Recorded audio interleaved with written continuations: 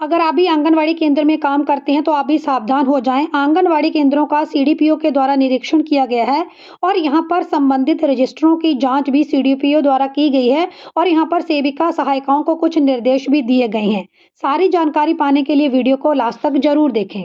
अगर आप भी एक आंगनवाड़ी कार्यकर्ता हैं तो आप लोगों के लिए जानना बहुत इंपॉर्टेंट है कि जब आपके आंगनवाड़ी केंद्र को सीडीपीओ निरीक्षण करेंगे तो वहां पर क्या क्या चेक करेंगे। समाचार बिहार से है। बनमा में कई आंगनवाड़ी केंद्रों का सीडीपीओ ने किया निरीक्षण। सिमरी बख्तियारपुर में सीडीपीओ अवंतिका कुमारी ने आंगनवाड़ी केंद्रों का औचक निरीक्षण किया। यहाँ पर उन्होंने आंगनवाड़ी सेविका सहायिका की उपस्थिति भी चेक की, पोषण ट्रैकर पर ऑनलाइन डाटा के संबंध में जानकारी भी एकत्रित की, साथ में बच्चों के भोजन की व्यवस्था का निरीक्षण भी किया। बनमा इटहरी प्रखंड के सीडीपीओ अवंतिका कुमारी ने बुधवार को प्रखंड के विभिन्न आंगनवाड़ी केंद्रों का औचक निरीक्षण किया। अब देखिए यहाँ पर सीडीपीओ ने क्या क्या चेक किया। इस क्रम में उन्होंने सेविका व सहायिका की उपस्थिति पंजी दर्ज की। उन्होंने ये देखा कि सेविका और सहायिका उपस्थित हैं या फिर नहीं।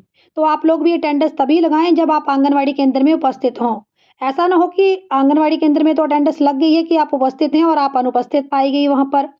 इसके बाद उन्होंने स्कूल पूर्व उपस्थिति पंजी, तो यहाँ पर उपस्थिति पंजी को भी चेक किया गया कि बच्चे कितने आ रहे हैं, सेविका सहायिका कौन-कौन से समय पर आंगनवाड़ी केंद्र में आ रही हैं, वो पूरी जानकारी इन्होंने चेक की। टीएचआर पंजी भी चेक की, तो टीएचआर वितरण से संबंधित पंजी भी इन्होंने चेक की। तो आप भी अपनी टीएचआर पंजी को पूरा कर लें। कब-कब आप लोग जो है वो टीएचआर का वितरण कर रही हैं, किन-किन लोगों को वितरित कर रही हैं, तो वो सारी जानकारी आप लोग पूर्ण कर लें। टीएचआर पंजी के साथ-साथ इन्होंने अन्य पंजियों की पड़ताल भी की। तो देखिए यहाँ पर आंगनवाड़ी केंद्र में कई तरह की पंजियाँ रहती हैं। जैसे विभाग आप लोगों को सामान भी उपलब्ध कराता है, बच्चों के लिए खिलौने, शिक्षण सामग्री भी उपलब्ध कराता है। आप लोग बच्चों को भोजन दे रहे हैं, मिड डे मील दे रहे हैं, तो वो भोजन संबंधी जानकारी भी आप एक पंजी में नोट करते हैं। तो इन्होंने वो सारी पंजियाँ यहाँ पर चेक की हैं। तो आपके पास भी जितनी पंजियाँ हैं, जितने रजिस्टर हैं, आप उनके कार्य को पूर्ण करके रखें।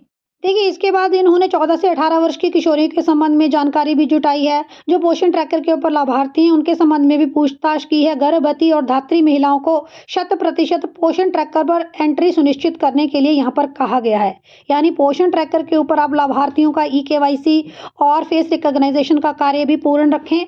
और यहाँ पर जो बच्चों को भोजन दिया जा रहा है, भोजन के संबंध में भी मेन्यू के संबंधित जानकारी इन्होंने ली है और साथ में बच्चों को मौसमी फल देने के निर्देश भी दिए गए हैं। देखिए सीडीपीओ के द्वारा ये भी यहाँ पर स्पष्ट कहा गया है कि कोई भी किसी भी तरह की आंगनवाड़ी केंद्र में लापरवाही को बर्दाश्त नहीं किया जाएगा। इसके लिए विभाग उन पर कार्यवाही करेगा। क्या आप लोगों के आंगनवाड़ी केंद्र का भी औचक निरीक्षण हुआ है? जब आपके आंगनवाड़ी केंद्र का निरीक्षण हुआ है तो वहां पर क्या क्या सामग्री, कौन कौन से रजिस्टरों की चेकिंग की गई है, सारी जानकारी शेयर जरूर करें और all India anganwadi news updates पाने के लिए चैनल को सब्सक्राइब जरूर करें।